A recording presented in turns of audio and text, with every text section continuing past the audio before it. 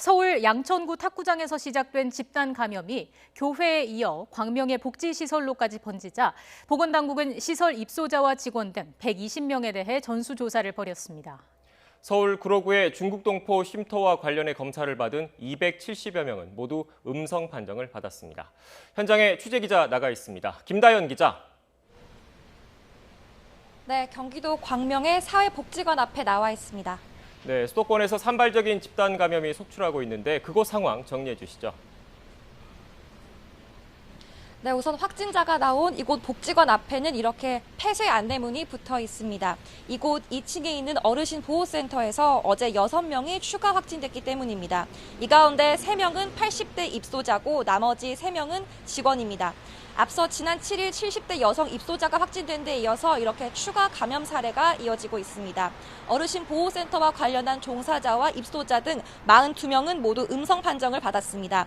이곳에는 어르신 보호센터 외에 아동센터도 입주해 있습니다. 당국은 아동센터에서 돌봄을 이용하는 아동 20명과 복지관 상시 직원 42명 등 129명을 대상으로 검사 중입니다. 검사를 받은 120명 가운데 77명은 음성이 나왔습니다. 첫 확진자인 70대 여성은 지난달 31일 용인 큰나무 교회 예배에 참석한 것으로 확인됐습니다.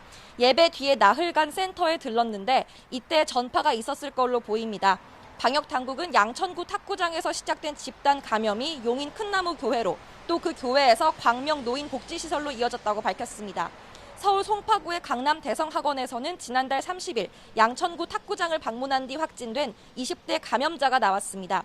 확진자는 조리보조원으로 지난 8일까지 급식실에서 근무했는데 수강생과 강사, 직원 등 접촉 의심자 470명이 검사를 받은 결과 모두 음성 판정을 받았습니다.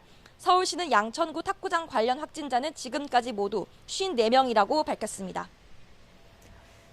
자, 방문 판매 업체와 관련된 확진 상황도 전해주시죠. 네, 탁구장뿐만 아니라 방문 판매업체 리치웨이를 고리로도 감염이 계속 번지고 있습니다. 앞서 구로구의 중국 동포 쉼터에서 확진자 9명이 나오자 방역당국은 어제까지 이틀 동안 쉼터 앞에 선별진료소를 차리고 진단 검사를 진행했습니다. 구로구청은 오늘 중국 동포교회 교인과 거주자, 부근 쉼터 관계자 등 278명을 검사한 결과 모두 음성이 나왔다고 밝혔습니다. 리치웨이 관련 감염은 경기 성남의 또 다른 방문 판매업체 NBS 파트너스로도 퍼졌습니다. 리치웨이를 방문한 적이 있는 강동구 28번 확진자와 접촉한 환자에게 감염된 건데 성남시는 첫 감염자인 142번을 포함해 지금까지 최소 9명이 확진됐다고 설명했습니다. 또 확진자들이 다녀간 교회 3곳의 교인에 대해서도 진단 검사가 이뤄지고 있는데요.